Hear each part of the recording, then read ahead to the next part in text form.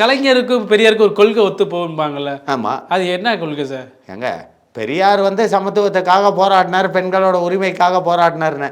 அந்த பெண்களோட உரிமைக்காக போராடினவர் வந்து 30 வயசு பொண்ணை கல்யாணம் பண்ணிக்கிட்டு தன் மகளாட்டம் நினைக்க வேண்டியவரை கல்யாணம் பண்ணிக்கிட்டு கொள்கைக்காக போராடுறவரா? கலைஞர் வந்து கலைஞர் கொள்கையும் அவர் கொள்கையும் ஒத்து போகிறது. ஆனால் ஒரு நூற்றில் ஒத்து போகும். அவர் வந்து 30 வயசு மணியம்மையை கல்யாணம் பண்ணிக்கிட்டு பெண்களுக்காக போராடுறேன்னாரு. இவர் என்ன சொன்னார்?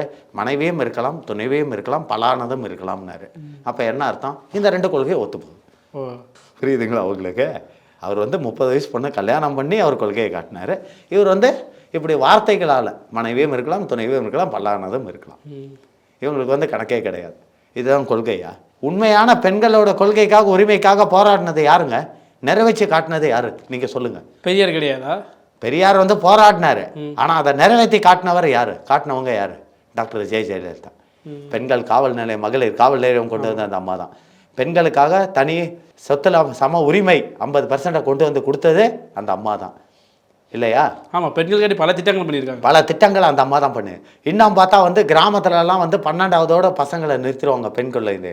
ஏன்னா அவங்களால வந்து தூரக்க போயிட்டு வர முடியாது, இருட்டில் லேட் ஆகிடும், வர முடியாதுன்ட்டு.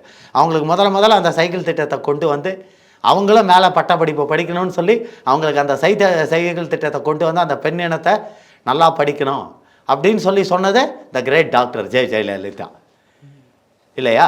அதேமாதிரி மகளிருக்கு காவல் இதுலேயும் சம உரிமையை கொடுத்து காவலர்களாக நியமித்ததும் ஜெயலலிதா தான்.